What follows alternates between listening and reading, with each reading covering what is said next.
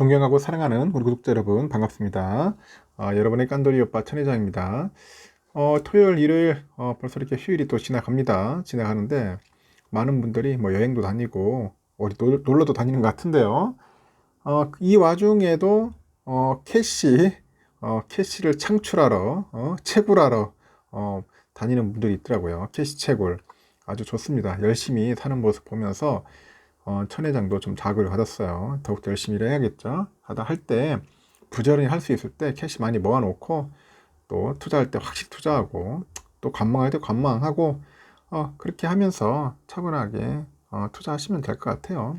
조급한 마음을 갖지는 말고요. 그냥 차분하게 하십시오. 차분하게 릴렉스 하셔야 돼요. 단 대신 그 캐시는 열심히 많이 만들어 놓아야 한다. 모아야 한다는 거죠. 필요할 때 써야 하니까. 근데 지금 보니까 캐시가 없어가지고 뭐 투자를 못하는 분들도 꽤 있는 것 같습니다. 또 요즘 보니까 아주 흥미로운 이야기도 있어. 이제 금리가 워낙 뛰다 보니까 요즘 정기예금이 벌써 이제 5% 시대야. 5% 시대. 야, 정기예금 5% 시대라서 이제 배당주는 매력이 떨어진다. 뭐 그런 뜻입니다. 배당주 매력이 떨어진다. 시중은행 정기예금이 벌써 최고연 5%를 향해서 돌진하고 있다고 합니다. 그래서 은행주의 그 투자 매력이 사라지고 있어요. 은행주 투자 매력. 은행의 수신 금리가 이제 고공행진을 하고 있다 보니까 굳이 은행주에다 투자할 필요가 있겠나 하는 생각을 하겠죠. 은행의 정기예금 금리가 연말에 연 5%에도 이를 것이다. 그런 전망이 나왔습니다. 그러다 보니까 은행주는 국내외 그 증시 불황으로 원금 손실 위험이 커졌습니다. 원금 손실 위험이 커졌고 은행의 그 실적 부진에 따라서 이제 배당금 축소 우려까지 있어. 배당금 축소까지 우려가 있다 보니까 굳이 뭐 은행주 할 필요 있어? 그런 얘기하는 거죠. 찬바람 불 때는 배당주라는 말이 이제 무섭게 된 거야. 하여튼 금융권에 따르니까 은행의 그 정기예금 금리랑 이제 배당 그 수익률의 차이가 갈수록 좁혀진다는 거죠.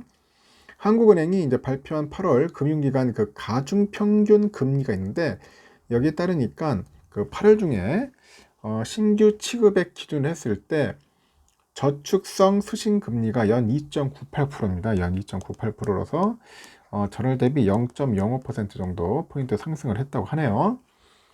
2013년 1월 이후로 9년 7개월 만에 가장 높더라. 그렇게 보시면 되고 기준금리가 연말에도 계속 높아질 전망인데 수신금리 상승도 계속될 전망이다. 뭐 그렇게 보시면 될 것 같습니다. 개별 은행을 보니까 정기예금 금리는 연 5%를 향하고 있고 우리은행의 원 플러스 예금 최고금리가 벌써 4.5%예요. 4.5%. 원 플러스. 이 원 기업 정기예금이 4.99라네요. 4.99%.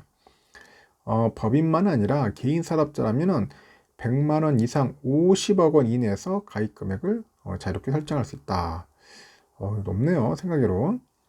그 은행 연합에 따르니까 정기예금 금리가 이제 신한은행 그 솔편한 정기예금이 벌써 연 4.35%고 하나의 그 정기예금 4.15%, IBK 기업은행의 일석 7조 통장 정기예금이 연 4.1, 광주은행께 있어요. 마트모아 드림 이 정기예금이 4%. 하여튼 적금은 신한은행의 신한 플랫폼 적금 야쿠르트라고 하는 것 같은데 이게 연 최고 얼마야? 11%? 11%. 광주은행의 행운 적금이 연 최고 13.2%랍니다. 뭔가 조건을 갖추면 계속 준다는 거겠죠. 이에 정기예금 금리랑 은행주 배당률 수익률 그 간의 차이는 지난해와 비교했을 때 크게 이제 좁혀졌어요. 좁혀졌고 현물 배당 기준 했을 때 뭐 KB금융, 신한지주, 하나금융지주, 우리금융지주 등 그 4개사죠.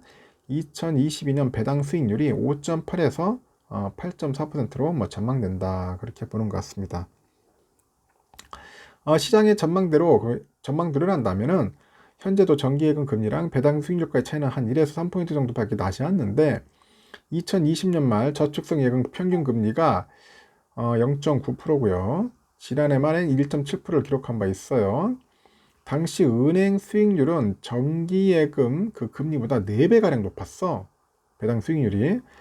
이와 비교해서 올해는 그 차이가 상당히 줄었다는 그런 분석이 나오는 거죠. 줄었다.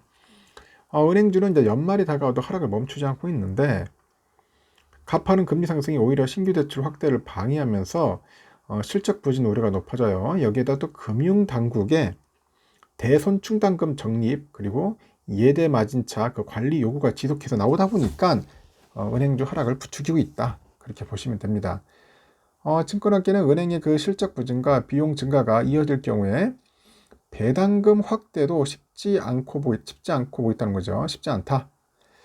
그만큼 그 주가가 추가 하락할 수 있다는 전망이 있어요. 그래서 투자자들 입장에서는 원금 손실이 약간 우려가 커져요, 지금. 커지다 보니까 배당주 매력이 정기예금 못하다, 그렇게 볼 여지가 있는 겁니다. 8월 30일에서 이제 9월 30일까지 한 달 동안 쭉 보니까 4대 금융의 주가 하락률 보니까 KB금융도 많이 떨어졌네요. 보니까 11.89% 빠졌네. 우리금융 11.2%, 신한지주 6.5%, 하나금융 5.9% 이렇게 빠졌어요. 하락했습니다. 한은이 기준금리를 0.25%포인트 올리고요. 9월에는 미국 연방준비 그 제도가 0.75%포인트 인상했지만은 은행주는 순이자 마진 상승 기대감을 전혀 아주 반영하지 못했다. 순이자 마진 그 상승 기대감을 전혀 반영하지 못했다는 겁니다. 그 가파른 금리 인상이 그 대출 시장을 참 어렵게 만들었어요. 금리가 높은데 누가 대출 받겠어? 힘들지 또. 그러다 보니까 이제 국회 기획재정위원회 그 홍성국 국민의힘 의원이 이제 한국은행으로부터 그 받은 자료를 보니까 대출 금리가 3%에서 4%로 한 1%포인트 오를 경우에는 가계대출 증가 규모가 34조 1천억 원에서 16조로 이제 급감하는 것으로 이제 나타났다고 하네요. 하여튼 은행 규제 및 업황 불확실성이 상당 수준 반영된 주가로 판단되는데, 초과 상승 여력 제한적으로 이제 전망된다. 그래서 조달 비용 확대 속도는 높아지고 이익 부담도 점진되고 있다. 특히 최근에는 배당 불확실성까지 겹쳤다, 그런 이야기가 있는 거죠. 그래서 하여튼 은행주는 재미없다. 지금 차라리 그냥 예금을 넣자, 그런 얘기입니다. 지금 우리 삼성전자 주가도 좀 하도 빠져가지고 우선주가 벌써 3.08이에요. 3.08 배당 수익률이 3.08인데 이제 배당도 무시 못하는데 이제 워낙 요즘 보니까 금리가 오르다 보니까 사람들이 갈팡질팡 할 거예요. 아유, 차라리 그냥 은행에다 예금을 넣을까 하는 생각도 할 겁니다. 그런 부분에서 여러분들 고민할 필요 없어요. 투자에 대한 확신이 없다. 그러면 가차 없어. 그냥 빨리빨리 그냥 처리하고 주식 처분해가지고 차라리 예금, 적금을 넣으세요. 적금 넣으면 됩니다. 투자는 억지로 하는 게 아니다. 투자는 마음에 우러나서 이렇게 뭔가 나름대로 이제 확신을 갖고 해야지, 그냥 충동적으로 하지 말라는 거죠.